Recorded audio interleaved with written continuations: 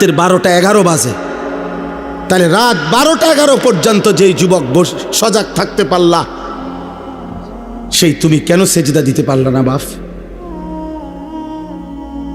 বলো না আব্বা, কেমনে ঘুমাইবা এখন? সারাদিন মোবাইলে হয়তো নারী দেখছো, ছবি দেখছো, অশ্লীল দৃশ্য দেখছো। সারাদিনে যারা পেশাব করে হয়তো পানি নাও নাই, টয়লেট পেপার ব্যবহার করো না, শরীরও নাপাক, আর এই অশ্লীল নারীর ছবি দেখলে হারাম বীর্যপাত হয়, এ কারণেও শরীর নাপাক। এক ওয়াক্ত নামাজও পড়ো নাই, এই অবস্থায় যে ঘুমাইলা, নাপাক দেহ, নাপাক শরীর, দিলটাও নাপাক, এই নাফরমান, এই ঘুম যদি আর না ভাঙে, এই রাত যদি আর ভোর না হয়, হ্যাঁ কি হবে বাপ? রাসূলুল্লাহ সাল্লাল্লাহু আলাইহি ওয়াসাল্লাম বলেছেন, লা ইয়াজনি জানি হিনা ইয়াজনি ওয়া হুয়া মুমিন। কোন ব্যভিচারী যখন জিনা করে সে মুমিন থাকে না। আর এই নারীর অস্থির ছবি দেখা, এ তো জিনা। নবীজি বলছে চোখের জিনা। নিজের হাতকে নিজের লজ্জাস্থানে নাপাক ব্যবহার করা, এ তো জিনা। নাকিহুল ইয়াদে মালউন। নবী সাল্লাল্লাহু আলাইহি সাল্লাম বলছেন, আমি স্পষ্ট বললাম তোমাদেরকে। নবীজি বলছে নিজের হাত যে নিজের লজ্জাস্থানে নাপাক ব্যবহার করে, হারাম বীর্যপাত করে, আল্লাহ রাসূল বলছে সে মালউন, অভিশপ্ত। মালউন, অভিশপ্ত। এমন অভিশপ্ত জিন্দেগি নিয়ে যুবক যদি ঘুম না ভাঙে, যদি রাত ভোর না হয়, তো কি হবে তোমার আখিরাত, কি হবে তোমার কবর?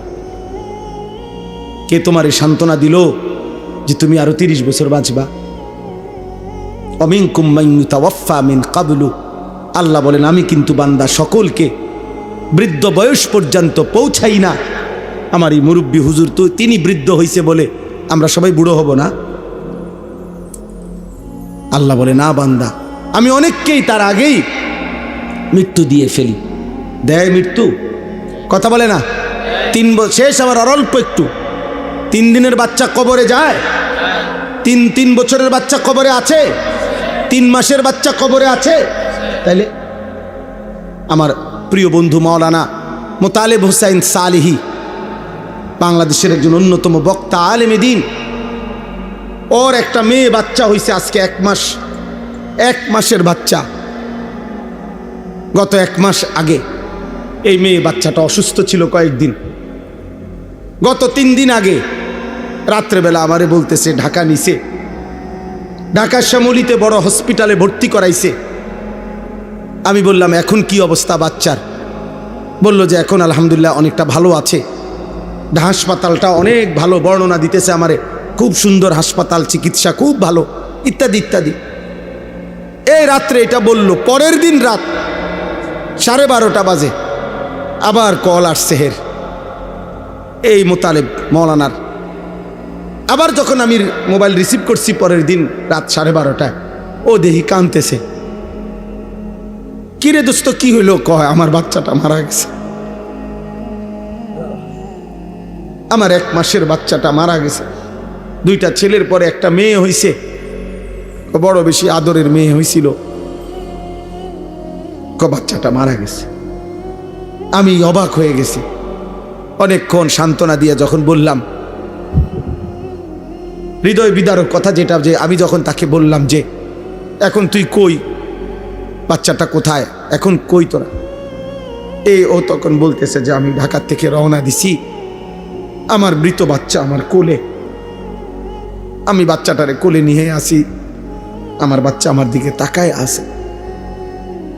আচ্ছা ভাবেন তো, 1 মাসের এই বাচ্চা কোলের যেই বাবা, সেই ঢাকা থেকে লাকসাম পর্যন্ত আসছে, এমন মৃত বাচ্চা 1 মাসের কোলে নিয়ে এই বাবার কলিজায় তখন কেমন অবস্থা হয়েছে?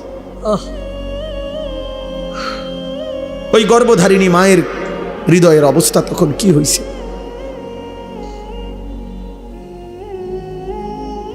তাইলে বন্ধু আমার, দোস্ত আমার, সাথী আমার, এই মোবাইল নিয়ে তোমরা এমন শুরু করছো কেন? তোমরা কি করছো বাপ? এইভাবে নিজেকে ভুলে গেলা কেমনে? আর এই পৃথিবীর কোনো উপকার না করলা, নিজেরে এভাবে তিলে তিলে নষ্ট করে দিচ্ছ কেন? তোমার চরিত্রের অবস্থা কি তুমি জানো? তোমার দেহের অবস্থা কি? তোমার চেহারার হালাত কি? চুল রাখছো মুশরিকের মতো, শরীর নাপাক করে রাখো। আহা, আল্লাহ তোমাদের উপরে দয়া করেন, আল্লাহ তোমাদের উপরে রহম করেন। এটা কেমন জীবন আব্বা? এক ওয়াক্ত নামাজ পড়তে মন চায় না, কেমন জীবন? কোনোদিন মালিকের নাম আসে। আজকে আমি মসজিদে জুমার নামাজে আমার জুমার বয়ানের তাফসিরে বলছি, শয়তানকে শয়তান কেন বলা হয়?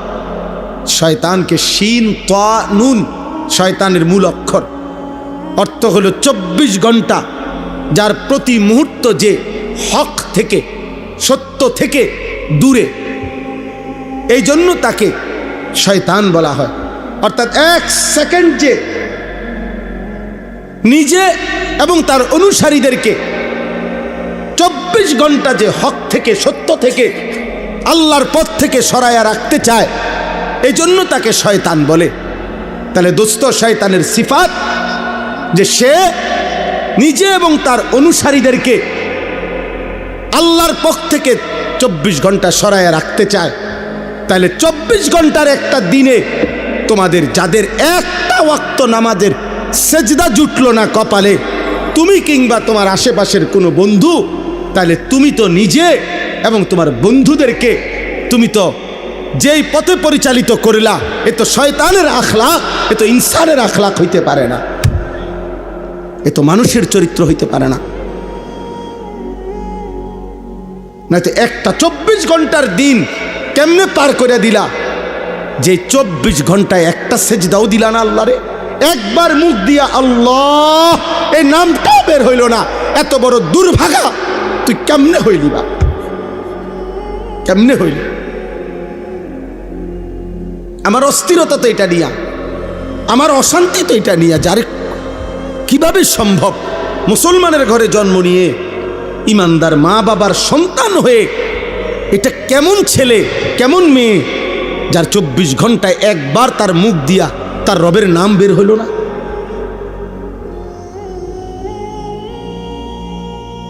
এ কেমন জীবন আব্বা? এ কেমন জিন্দেগি? আল্লাহ আমাদেরকে হেফাজত করেন। বুঝতে শিখেন ভাই, প্রিয় নওজওয়ান, বুঝতে শেখো বাপ। আল্লাহ আমাদেরকে দয়া করেন। এখানে আমি এবার তর্জমাটা বলি, তাইলে আমার কথা শেষ। আল্লাহ তাআলা বলতেছেন, আয়াহসাবুনা আন্নামা নুমিদ্দুহুম বিহি মিন মালিন ওয়া বানিন। এই শেষ 5 মিনিট লাগবে আয়াতের তর্জমা বলতে। তর্জমা বললেই বুঝবেন, একদম সহজ কথা।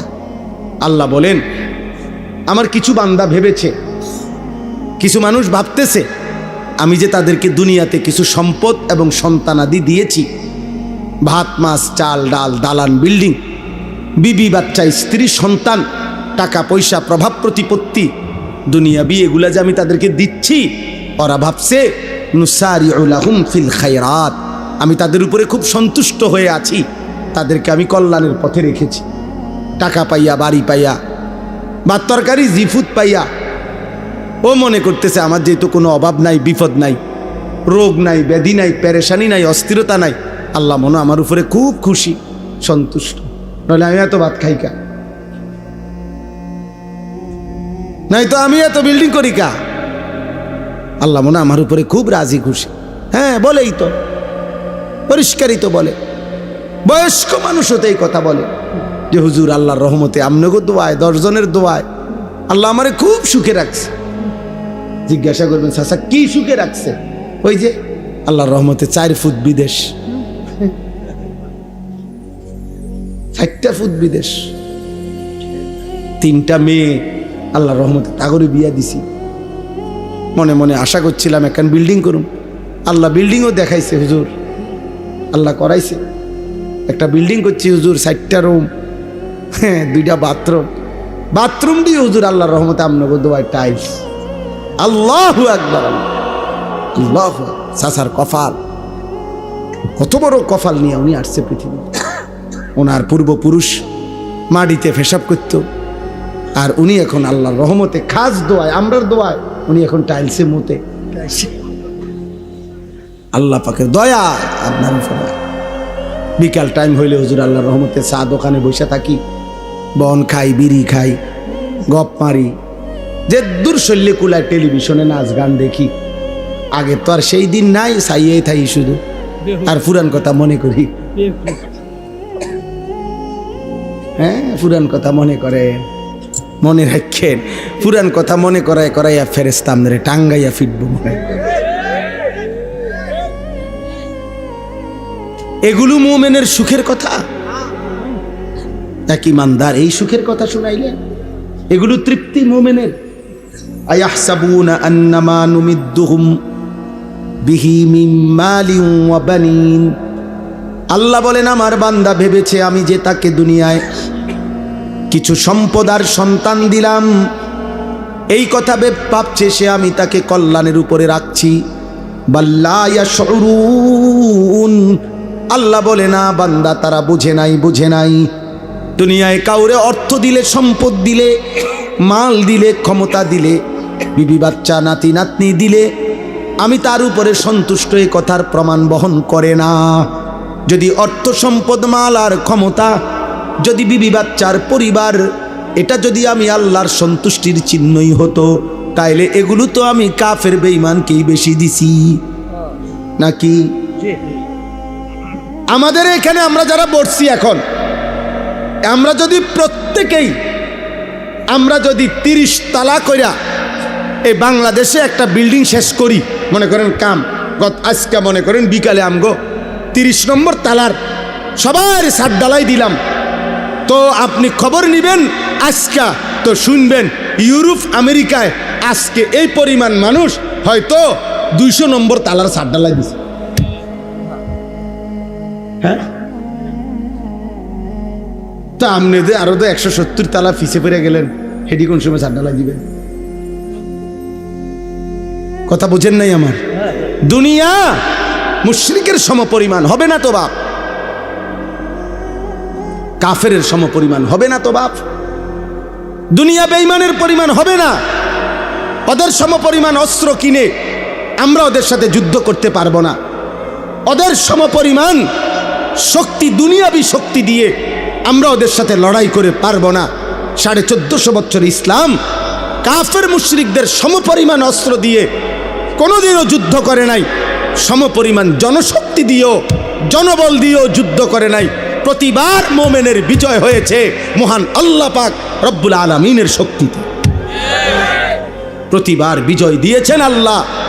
প্রতিবার মোমেন তার রবের সাথে সম্পর্ক করেই সেজদার শক্তিতে, ইমানের শক্তিতে, কালেমার শক্তিতেই মহান আল্লাহর দয়ায় প্রতিবার ইমানের বিজয় হয়েছে। অতএব দুনিয়া হিসাব মিলাইলে হইতো না। আমাগরে আল্লাহ কাফেরদের সমপরিমাণ দুনিয়া দিবে না, এটা আল্লাহর ওয়াদা, এটা আল্লাহর ওয়াদা, আল্লাহর ওয়াদা। আমরা দেশের ধনীও ধনী, আর ইউরোপ আমেরিকার ধনীও ধনী। আমরা দেশের 4 তলা বিল্ডিংওয়ালা যদি মনে করে ধনী, ইউরোপ আমেরিকাতে 4 তলা বিল্ডিংয়ে ছাগলও পালেন। আমরা দেশের প্রাইভেট কার চালানোওয়ালা যদি মনে করে ধনী, তো জাপানে, ইউরোপে প্রাইভেট কারের মধ্যে ছাগল টানে। আমারে বলছি, এটা সত্যই কথা। কাজেই দুনিয়াবি এগুলো কি নয়, মূল সফলতা নয়, সন্তুষ্টি আল্লাহর নয়। তাহলে আল্লাহর সন্তুষ্টি কিসের মধ্যে? এই শেষ কথাটা আল্লাহ বলছে, যার মধ্যে 4টা জিনিস আছে তার প্রতি আল্লাহ সন্তুষ্ট হয়ে আছে। কয়টা জিনিস? 1, ইন্নাল্লাযীনা হুম মিন খাশিয়াতি রাব্বিহিম মুশফিকুন। হৃদয় যার আল্লাহর ভয়ে কম্পিত, হৃদয়ে যার আল্লাহর ভয়, আল্লাহ তার প্রতি সন্তুষ্ট হয়ে আছে। 1, 2, ওয়াল্লাযীনা হুম বিআয়াতি রাব্বিহিম ইউমিনুন। আল্লাহর কোরআনের, আল্লাহর বিধানের সবগুলো আয়াত, হুকুম, আহকামকে সর্বান্তকরণে মেনে নিচ্ছে যে আল্লাহ বলেন সে কল্যাণের পথে, আমার সন্তুষ্টির পথেই আছে। 3, ওয়াল্লাযীনা হুম বিরাব্বিহিম লা ইউশরিকুন। আমি আল্লাহর সাথে কোনোভাবে কোনো সূরতে এক যাররা যে শিরিক করে না, শিরিক মুক্ত যার ঈমান, সে আল্লাহর সন্তুষ্টির উপরে আছে। তাইলে 1 নাম্বার হলো হৃদয়ে যার আল্লাহর ভয়, 2 নাম্বার মেনে নিচ্ছে যে আল্লাহর বিধান, 3 নাম্বার করে না যে কোনো অবস্থাতে শিরক, 4 ওয়াল্লাযীনা ইউতুনা মা আতাও। আল্লাহ বলেন আমার যে বান্দা, আমি আল্লাহর দেওয়া সব কিছু যা আমি দিছি, শরীর, স্বাস্থ্য, যৌবন, সব কিছু, স্ত্রী, সন্তান, ক্ষমতা, অর্থ, বিত্ত, সম্পদ, প্রভাব, প্রতিপত্তি, ব্যবসা, কামাই, অর্জন, যা কিছু আল্লাহ দিয়েছেন তা আল্লাহর পথে ব্যয় করে, আল্লাহর পথে ব্যয় করে, আল্লাহর পথে ব্যয় করে। আল্লাহ বলেন আমি তার প্রতি সন্তুষ্ট হয়ে আছি, সন্তুষ্ট হয়ে আছি। তাইলে কয়টা হইল? 4টা। হৃদয়ে যার কার ভয়, মেনে নিচ্ছে যে কার বিধান, করছে না কোনো অবস্থাতে যে কি শিরক। 4 নাম্বার আল্লাহর দেওয়া সব নিয়ামত যে ব্যয় করছে কার পথে, আল্লাহর পথে। এইবার এই 4টার পরে আল্লাহ অতিরিক্ত আরেকটা গুণ বলছে। এই 4টা তো ঠিক মতো করেই, এবার আরেকটা বিষয় হলো 4টা পূর্ণ করার পরেও আল্লাহর হুকুম, আল্লাহর বিধান, আল্লাহর ভয় মানার পরেও যার অন্তরে ওয়া কুলুবুহুম ওয়াজিলাতুন আন্নাহুম ইলা রাব্বিহিম রাজিউন, অন্তরে অন্তরে তার সর্বদা এই ভয় আছে যে হায় আমাকে তো আল্লাহর সামনে যেতে হবে, হাসরের ময়দানে দাঁড়াইতে হবে। আহা আমার মাওলা, আমার এই বন্দিগি, আমার এই ইবাদত, আমার এই দান, আমার এই সাদাকা, এগুলো জানি কবুল করে কিনা। আসল বিষয় তো আল্লাহ কবুল করে কিনা। কথা বুঝছেন? মানুষের বাহাবা, মানুষ তো দিচ্ছে মার হাবা, কিন্তু আসমানের কি অবস্থা কথা বোঝেন না। মানুষ তো বলছে জনাব অমুক 30,000, মানুষে কইছে মার হাবা, হাবারে মার, মার তারে কাটছে, মার এত টাকা দিল কেন? মানুষের মার হাবা তো আচ্ছা ঠিক আছে বুঝলাম, আর শাজিমের মালিক আল্লাহ বলবে বান্দা 30,000 টাকার ইনকামটা কেমনে হয়েছে একটু বললে ভালো হয়। সিটারি কয় টাকা, বাটফারি কত, সুদে কত, কিস্তির কত, ওজনে কম দেয় না টিহা কত, আমি দেখছি বান্দা, কাম হইবে না।